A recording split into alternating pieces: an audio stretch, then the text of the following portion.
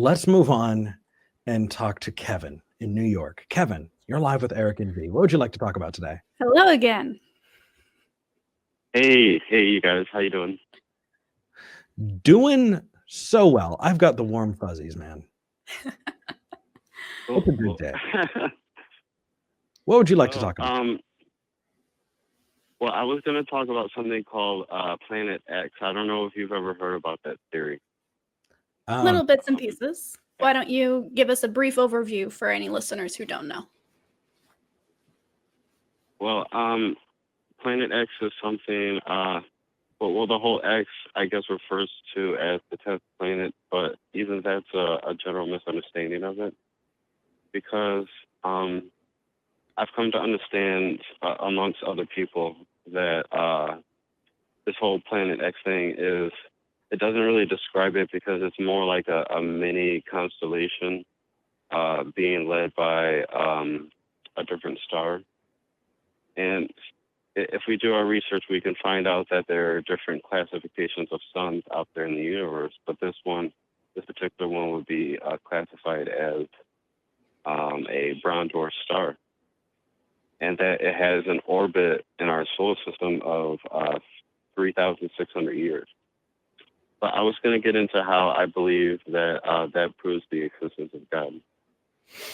So you're saying that a planet that's been observed revolving around a star proves the existence of God?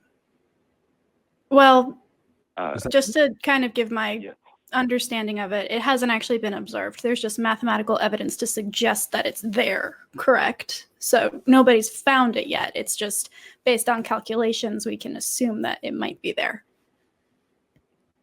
So, yeah, I'm willing to grant the assumption because I have no idea how that gets us to a God belief or claim or evidence. Well, it's hard to explain because it seems like there's a lot of varying information out there, but let's try and be succinct for this. I'm sorry? Oh, you said there's a lot of different evidence, and generally in a conversation, we'd be able to kind of parse through each of the pieces. But because this is a call-in format, let's try and, bring it together the best we can so we can kind of tackle the topic. Okay.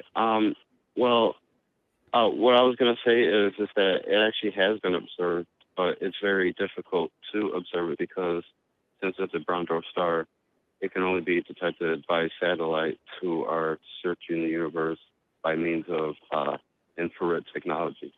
But so let's just skip forward. Okay, let's grant it for the sake of this conversation that this planet exists. Who cares? Okay.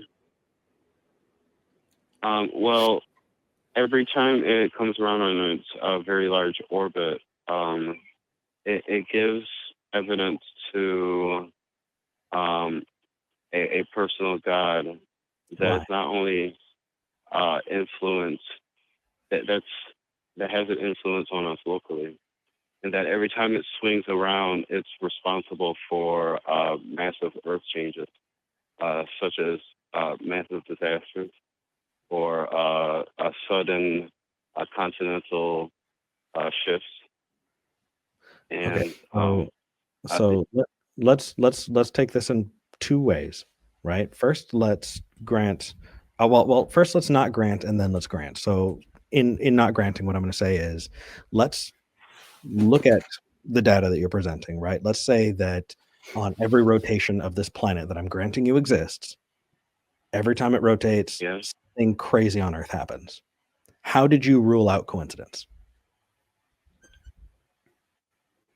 It's not coincidence because not only does the Bible talk about it, but a whole lot of other things that. Well, why are you shoehorning in the Bible? We never talked about the Bible. Is the planet shaped like the Bible? Why are you bringing in the Bible? Oh, because there's a prophecy of that very same thing in the Bible. I was raised a Christian. I don't remember a planet around a brown dwarf star being a thing that was prophesied and that its rotations caused natural events to happen on Earth. What verse is that? It's in the book of Revelations. It's I'm looking it up. part of, okay. Planet X isn't obviously called Planet X in the Bible. It's actually Obviously. Why not? Yeah, Hold on, why not? because it came through knowledge of what effect it was going to have, and so it was given a different name. But, So, was Wait, God didn't know that it was Planet X? Yeah, it seems like your God would probably have a good idea, wouldn't he? Planet X is just our term, but in the Bible, in the book of Revelations, it was referred to as a star called Wormwood. But there's a whole lot of other cultures out there which actually do give it different names. But, Okay. So people have named stars. This sounds like, what was that? What was that movie? Someone had an obsession with a number, and they found it everywhere. Numbers? I don't know. No, not numbers. So I'm happy to tell you, Kevin, that we as humans are pattern-seeking creatures. It's what we do. It's how we survived. It's built into us, and it's something that we are going to continue to do until you can find a causal link other than other people think things too. Then it's not convincing. Right. I had a conversation on my personal channel with somebody who said something similar to that. Right. So they said there's a prophecy about stars. If you exchange the word Ark of the Covenant with this planet, and if you exchange other thing that happened with, it's like, okay, if you change the definitions of words, you can make them whatever you want them to be. But at that point, you have completely lost all credibility, because why the fuck would I care? Right. How do you know that Wormwood is this Planet X and not some other star? What is the correlating factor for you? And why are you changing the definition, period? Why is Wormwood? I don't get it, dude. Well, we have to accept the fact that there are other planets on the outskirts of our solar system besides Pluto. And they're given the scientific term trans-Neptunian objects. And that goes a part of this so-called Planet X system I was talking about.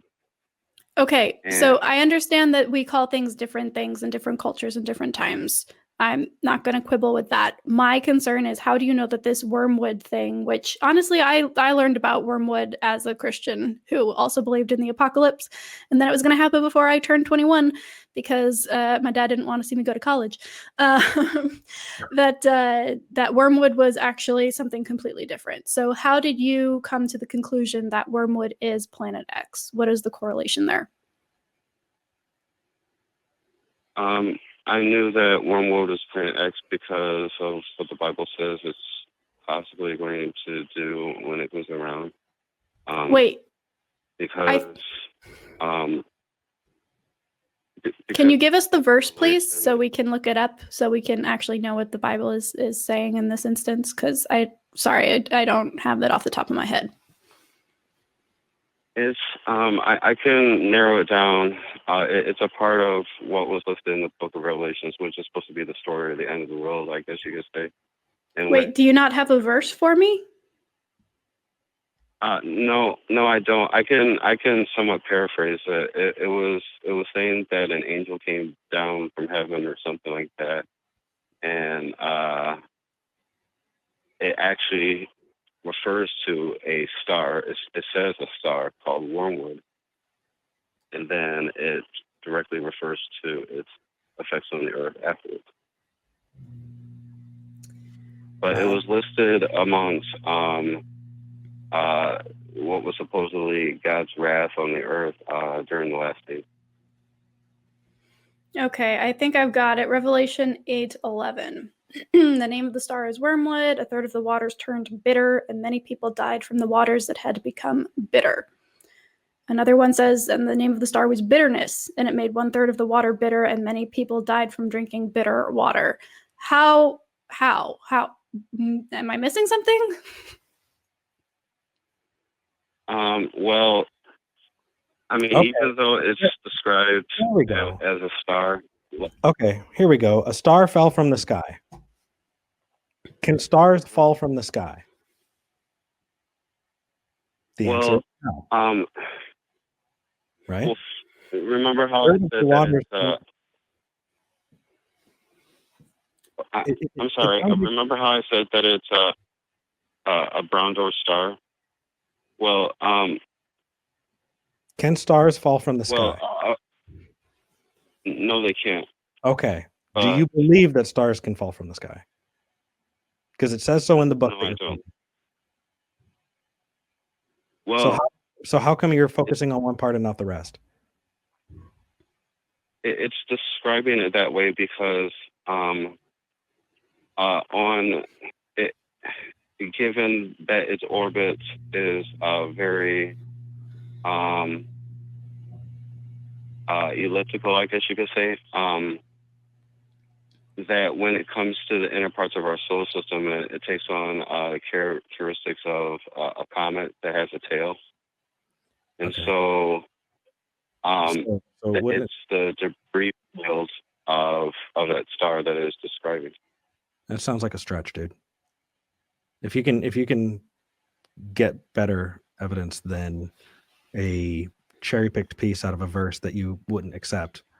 Stars falling out of the sky, just the way I understand them, is people mistook falling debris from space, to call them falling stars, but they weren't actual stars. Stars are giant gaseous bodies bajillions of light years away.